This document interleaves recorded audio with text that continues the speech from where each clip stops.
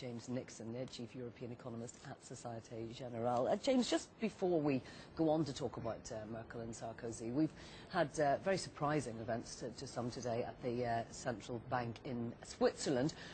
In your opinion, does Hildebrand leaving change things for Switzerland? What is going to be the effect on the Swiss franc? Well, I think potentially it does, and that's the big question the markets are going to be asked. Yes. I mean, Hildebrand was a very charismatic, very innovative policymaker, a very courageous leader of the central bank. And he's obviously been faced by an extraordinarily challenging environment where the financial crisis has generated these huge amounts of safe havens into Switzerland. And he's matched that by this policy of basically setting an absolute peg for the currency and committed to unlimited intervention.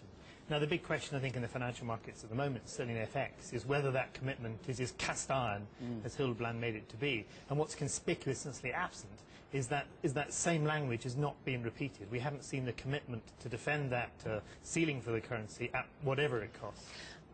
One might think then that the FX markets would try and test that as something that you would imagine might I think we're seeing that happen. happening. I mean, you know, it is difficult to sort of test the central bank because they do have rather large resources that are available. But I mean, over the next coming days, weeks, I think people will be looking to see how strong that commitment is. Because obviously, I mean, he was not, a universally popular character, and there was a certain amount of criticism, I think, not so much inside the central bank, but politically inside Switzerland as to the policies that he was pursuing. So it'll be interesting to test that strength of that commitment. Absolutely.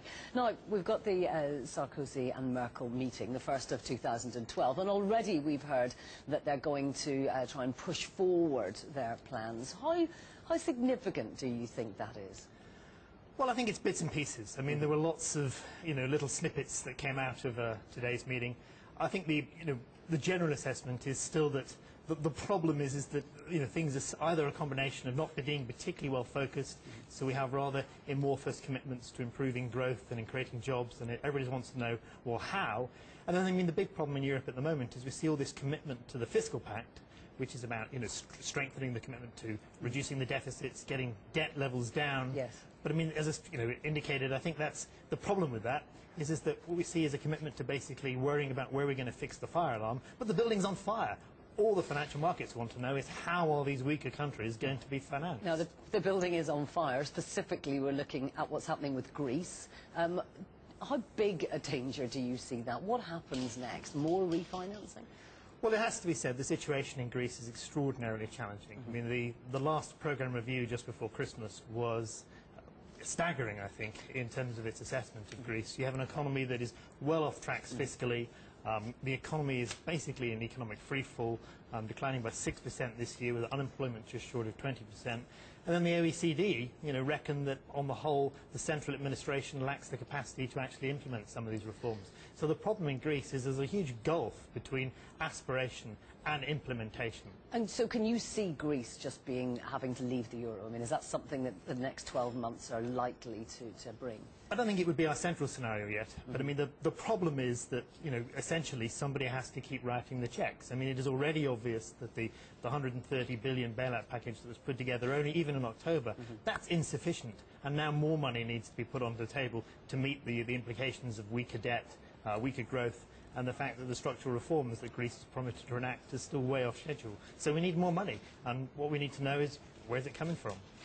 Now, Italy also. We've seen Italian banks today leading the markets lower, and we've had the issue with Unicredit. Do you foresee more issues around Italy?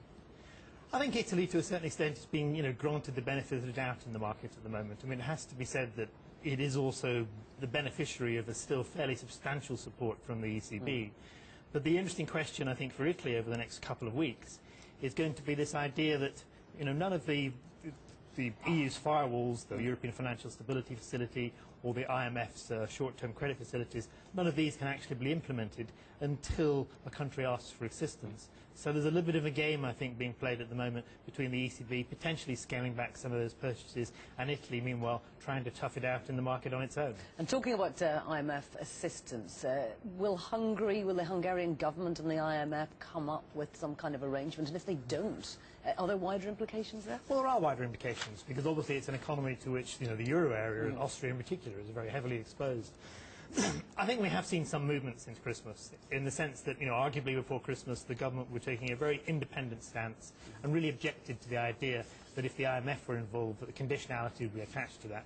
What we're beginning to see is perhaps a cold breath of realism, and perhaps some of the constitutional measures that have been brought in. I think the Hungarian government are going to have to accept that if they want IMF funds, then perhaps some of those measures will have to be re-examined.